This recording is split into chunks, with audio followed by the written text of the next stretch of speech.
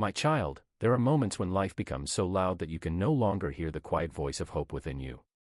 Perhaps you have been carrying responsibilities that feel heavier each day. Perhaps you have smiled in front of others while silently wondering how much longer you can keep going. Maybe you have prayed for guidance, waited for answers, and felt as though heaven was silent. But I want you to remember this: silence does not mean abandonment. Waiting does not mean you have been forgotten.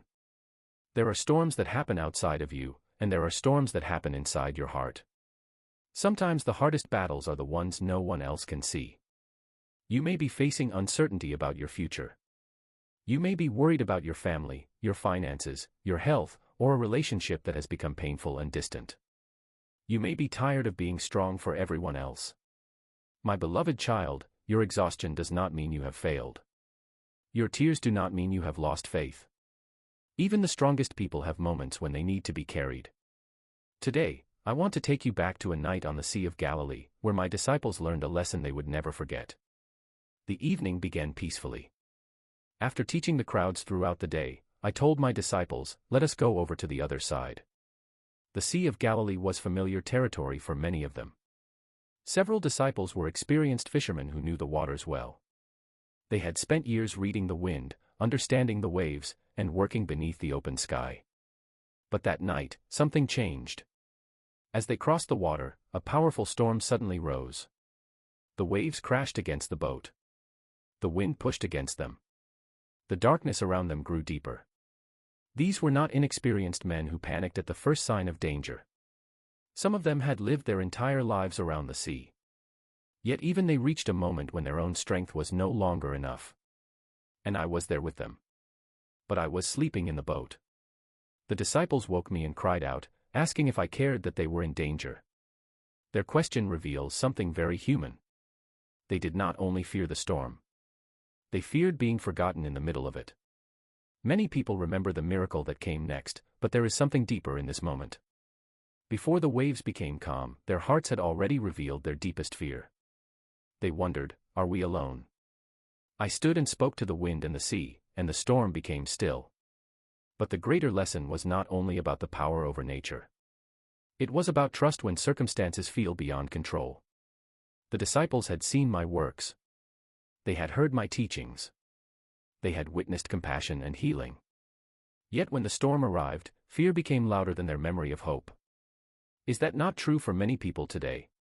A difficult phone call can make you forget years of blessings. A painful diagnosis can make you forget every moment you were strengthened before.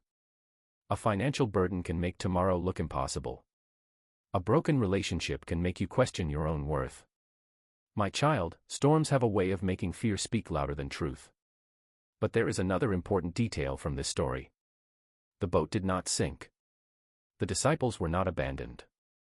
The storm was real, but so was my presence. To understand why this story mattered so deeply, we must understand the world in which it happened. The Sea of Galilee is a freshwater lake surrounded by mountains and valleys. Because of its unique geography, sudden storms can develop quickly when cold air moves down from the surrounding hills and meets the warmer air above the lake.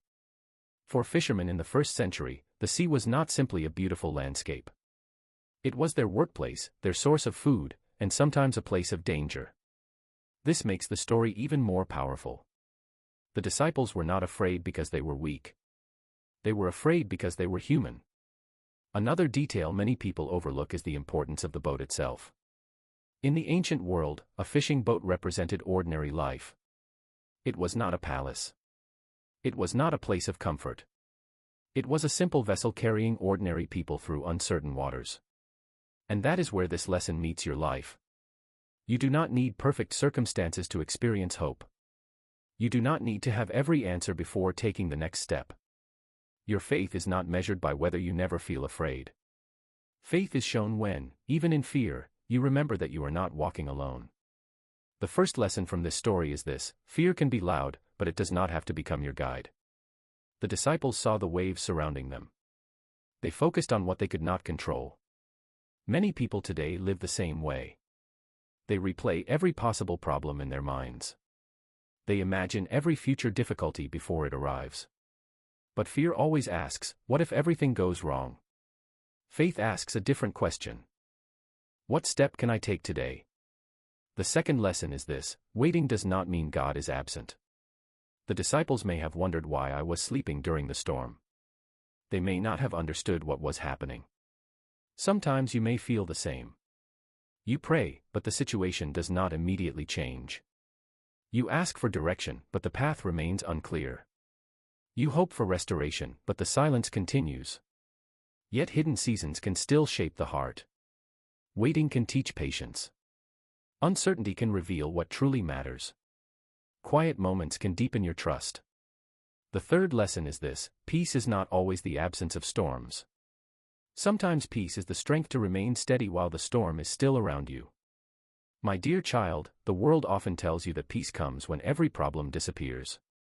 But true peace can begin before circumstances change. It can begin when you choose not to let fear control your thoughts. It can begin when you ask for help instead of carrying everything alone.